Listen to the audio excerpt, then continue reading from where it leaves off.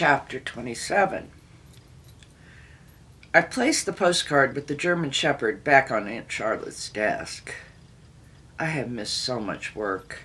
I can't be late again. I tucked the letter to Emma in my purse. I will deliver it after my shift. I imagine I can feel its weight pulling down the strap on my shoulders. I begin to walk to Midtown. I'm halfway there when my phone rings. For a brief moment I think, Richard. But when I look down, the number flashing is Sachs. I hesitate, then answer and blurt out, I'm almost there. Another 15 minutes tops. I pick up my pace. Vanessa, I hate to have to do this, Lucille says. I'm sorry, I lost my cell phone, and then she clears her throat and I fall silent. But we need to let you go. Give me one more chance, I say desperately. With Aunt Charlotte's condition, I need to work now more than ever. I was going through a rough time, but I promise I won't. Things are turning around. Being late is one matter. Repeated absences are another. But concealing merchandise? What were you planning to do with those dresses?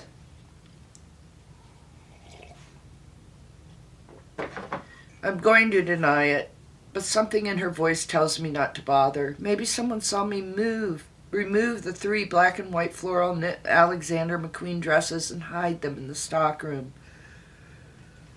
It's futile. I have no defense. I have your final check. I'll mail it to you. Actually, can I come in to pick it up? I hope I can convince Lucille to give me another chance in person. Lucille hesitates. Fine, but we're a little busy at the moment. Stop by in an hour. Thank you, that's perfect. Now I have time to deliver the letter to Emma's office instead of waiting until after work and leaving it at her home. It's only been 24 hours since I last saw Richard's fiancée, but that means it's a day closer to her wedding. I should be using this time to plan my speech to Lucille, but all I can think of is how I can linger outside in the courtyard and see if Emma steps out for a coffee or to run an errand. Maybe I'll be able to discern from her expression if Richard told her about his visit. The last time I entered the sleek high-rise building was for Richard's office party, the night it all began. But I have so many other memories of this place, coming here from the learning ladder to meet Richard and watching him conclude a business call, his voice so intent it was almost stern, while he made goofy faces at me above the phone receiver, commuting in from Westchester to join Richard and his colleagues for dinner, stopping by to surprise Richard and having him lift me off my feet into a joyful hug.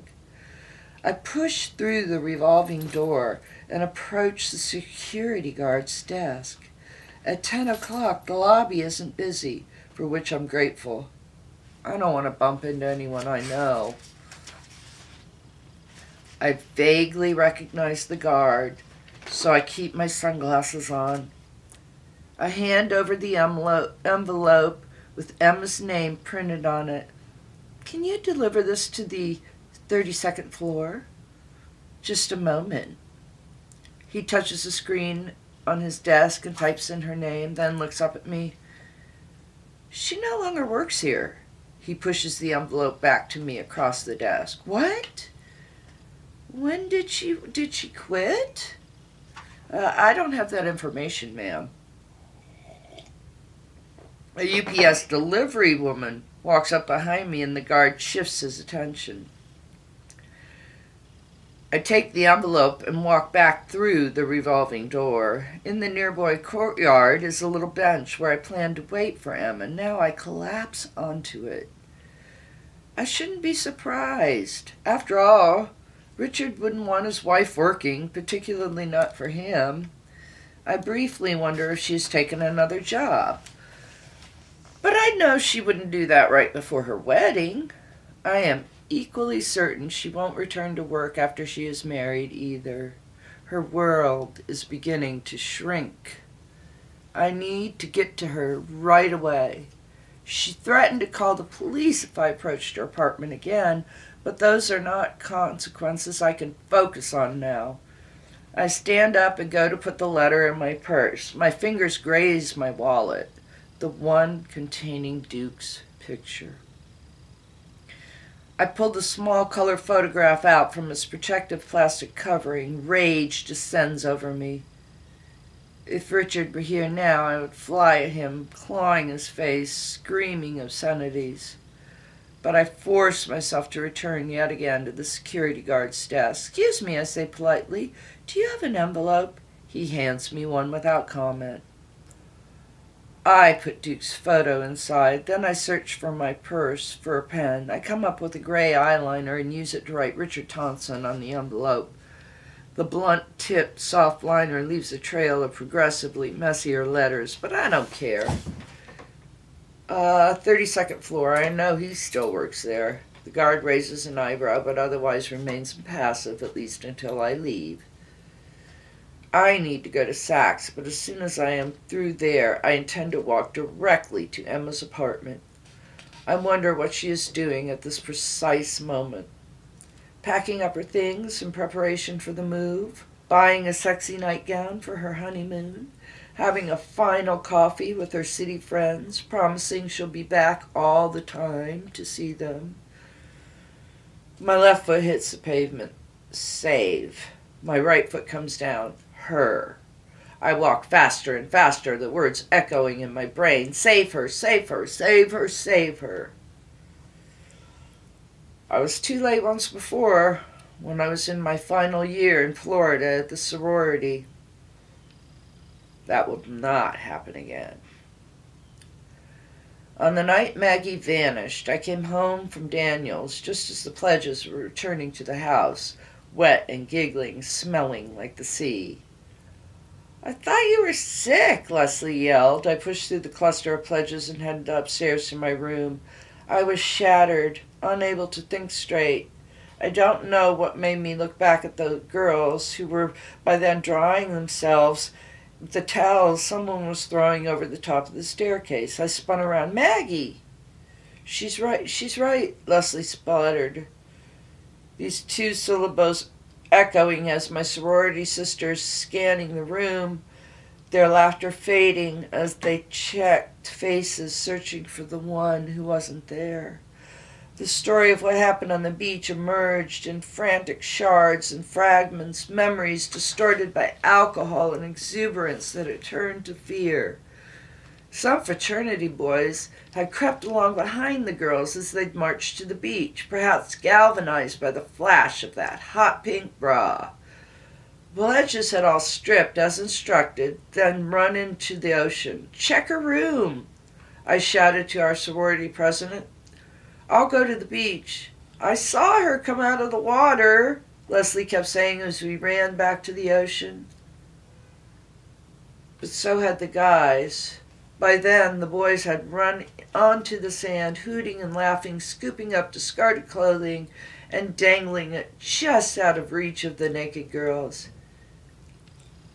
It was a prank, not the one I'd planned, though. "Maggie!" I screamed as we sprinted down the beach. The girls had been screaming too, with some of the clothed sisters chasing the boys. The Pledges tried to cover themselves with shirts or dresses.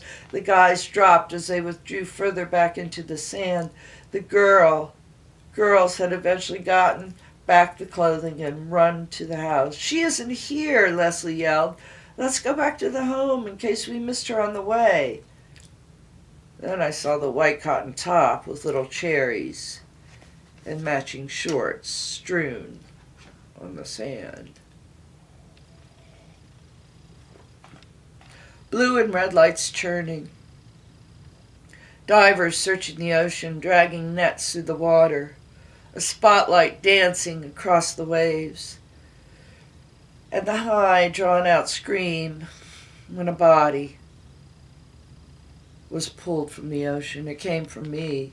The police questioned us one by one, methodically forming a narrative.